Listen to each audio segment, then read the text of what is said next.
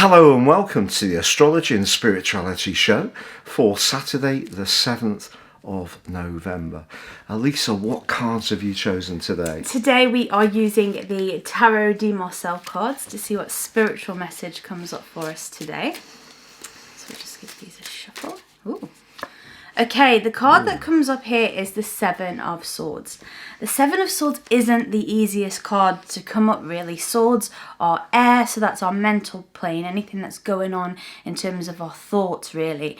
And the Seven of Swords is about something being taken away. So at its most serious, this is about a theft.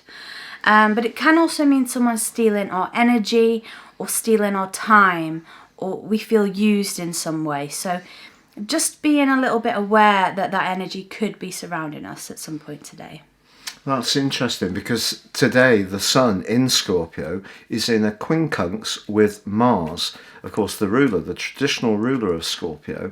This is a 150-degree tense angle where the drive of the Sun, the desire of the Sun, is in conflict with the more egocentric energies, if you like, of Mars in its other sign that it governs, which is Aries. So there's a kind of potential for an incompatibility there. So perhaps someone's going to be competitive. Does the Seventh of Swords suggest a competitor or? Yeah, competition, especially if someone is stealing your position in some way. This could be in terms of work, especially. Or perhaps your ideas? Yeah.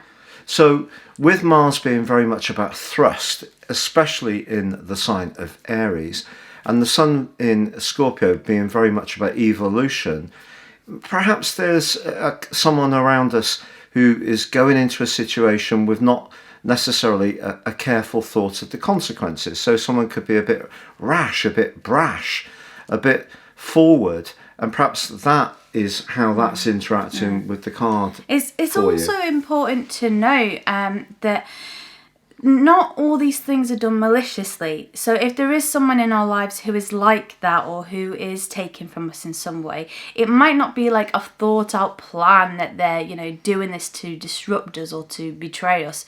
It can be something that's going on in their lives and they're just not thinking, like you said, the consequences through. So it really depends on the person and the situation that's going on. So there could be some kind of impulse today, a forceful energy, but one that could be around ideas, possessions, Definitely. Or a lack of integrity somehow, a deceit with the Seven of Swords.